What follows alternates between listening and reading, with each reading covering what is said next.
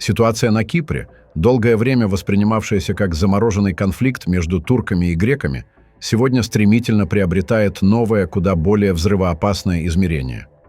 Северный Кипр, официально признанный лишь Турцией, но де-факто контролируемый Анкарой анклав, становится все более значимым элементом в региональном противостоянии. Однако, в отличие от предыдущих лет, конфликтную динамику начинают формировать не внутренние островные игроки, а внешние державы. В первую очередь Израиль, который начинает рассматривать присутствие Турции на севере острова как потенциальную экзистенциальную угрозу своей безопасности. Речь больше не идет о дипломатических нотах или военных учениях. В израильских политических и экспертных кругах все чаще обсуждается возможность силового сценария, включающего проведение совместной с Кипром и Грецией операции по освобождению оккупированной части острова. Этот поворот может привести к крупнейшему военному столкновению в Восточном Средиземноморье за последние десятилетия. Израиль с момента своего основания всегда относился к внешним угрозам с предельной серьезностью, но при этом старался избегать втягивания в конфликты, напрямую не затрагивающие его территорию. Однако в случае с Северным Кипром картина меняется.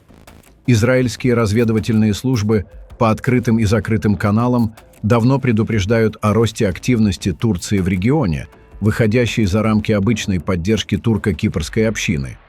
Анкара использует территорию Северного Кипра как плацдарм для размещения разведывательной инфраструктуры, баллистических ракет, ударных БПЛА и киберподразделений, ориентированных на сбор информации и проведение операций против израильских интересов. К примеру, развертывание ракет «Тайфун» в Кирении и Фомагусте позволяет нанести потенциальный удар по территории Израиля всего за несколько минут. Это принципиально меняет стратегический баланс и требует немедленной реакции. Близость пусковых точек делает даже систему «Железный купол» не столь эффективной, а наличие ударных дронов типа «Акинчи» создает дополнительные угрозы не только для Израиля, но и для его морской энергетической инфраструктуры в акватории.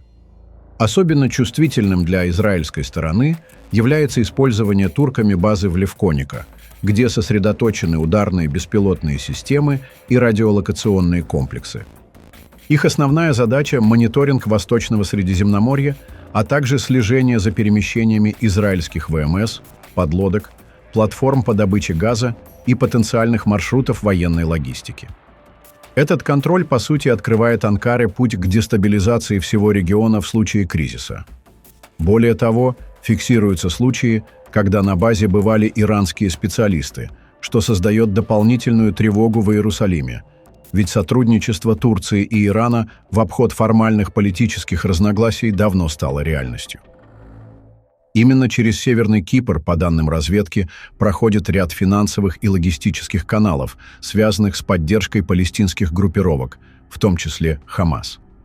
Деньги, поступающие из Ирана, отмываются через казино, офшоры и туристический сектор, превращая остров в серую зону, слабо регулируемую, но активно эксплуатируемую враждебными элементами. Израильская аналитика подчеркивает, что Северный Кипр стал хабом, где пересекаются интересы сразу нескольких враждебных Иерусалиму структур, от Ирана и турецких спецслужб до прокси-группировок, действующих на территории Ливана, Сирии и сектора Газа. В обнародованных разведданных говорится о существовании на острове целой сети агентов и организаций, прикрывающихся студенческими обменами, гостиничным бизнесом и гуманитарными программами. Их задачи варьируются от сбора компромата на западных дипломатов и бизнесменов до координации действий по дестабилизации обстановки в Израиле и на территориях Палестины. При этом Кипр, как и ранее, остается крайне чувствительным для западных разведок регионом. Там работают базы США и Великобритании, расположены штабы НАТО, ведутся операции по слежению за Сирией, Ливаном, Ираном и Южной Европой. Появление на острове активной турецкой разведывательной сети, работающей в связке с антизападными структурами, воспринимается как прямой вызов всей архитектуре западной безопасности в регионе. Еще одним фактором, усилившим напряженность, стало то, что Республика Кипр, контролирующая южную часть острова, превратилась в своего рода стратегический тыл Израиля. В последние годы Иерусалим инвестировал в укрепление связей с Никосией, наращивая сотрудничество в сфере разведки, энергетики, ВВС и ВМС. Там уже работают совместные тренировочные базы, центры радиоэлектронной разведки и подразделения ПВО. Это позволяет Израилю иметь глубину обороны на случай полномасштабного конфликта и, по сути, превратило Кипр в неофициального союзника. Израильская военная доктрина, исторически основанная на концепции упреждающего удара, теперь учитывает Северный Кипр как ключевой элемент потенциальной угрозы. И это означает, что при достижении определенного порога риска может быть реализован сценарий силового вмешательства. Об этом прямо говорят израильские эксперты. В ряде публикаций утверждается, что Израиль в координации с Грецией и Кипром должен быть готов к проведению чрезвычайной операции по освобождению северной части острова.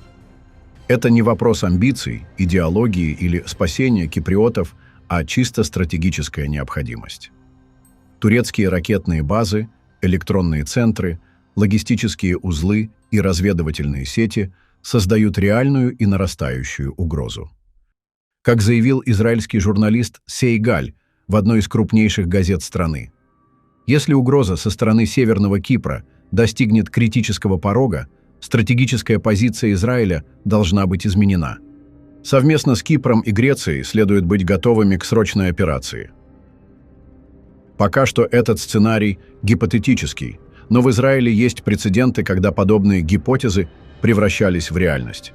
Пример – удары по ядерной программе Ирака 1981 год и Сирии 2007 год, а также тайные операции на территории Ирана. Израиль действует быстро и решительно, если сочтет угрозу неотвратимой. В контексте Кипра такая операция может получить неформальное кодовое название «Гнев Посейдона». По имеющимся утечкам ее цели включают уничтожение турецкой инфраструктуры на севере острова, подавление ПВО, нейтрализацию БПЛА, блокировку портов и аэродромов и восстановление контроля Республики Кипр над всей территорией, признанной международным сообществом. Задействованы могут быть как регулярные силы, так и спецподразделения, морская пехота, разведка и средства РЭБ. Наконец, стоит учитывать и энергетический фактор. Израиль, Кипр и Греция связаны проектом EastMed, амбициозным газопроводом, который может стать альтернативой поставкам из России. Турция активно мешает этому проекту, проводя геологоразведку в спорных водах и угрожая судам. Северный Кипр при этом превращается в ключевую базу для проецирования силы. Таким образом, конфликт приобретает не только военное, но и экономическое измерение. Борьба идет не просто за территории, а за контроль над энергетическим будущим Восточного Средиземноморья. В совокупности все эти факторы говорят о том, что Северный Кипр уже не является периферийной темой. Это горячая точка, где интересы Турции, Израиля, ЕС, Ирана и НАТО сплетаются в клубок потенциальной нестабильности. И чем дольше сохраняется статус-кво, тем выше вероятность того, что военный сценарий, пока лишь обсуждаемый в кабинетах, однажды окажется единственным возможным решением. Пишите ваше мнение в комментариях и подписывайтесь на наш канал, чтобы не пропускали самые важные и актуальные новости мира и Ближнего Востока.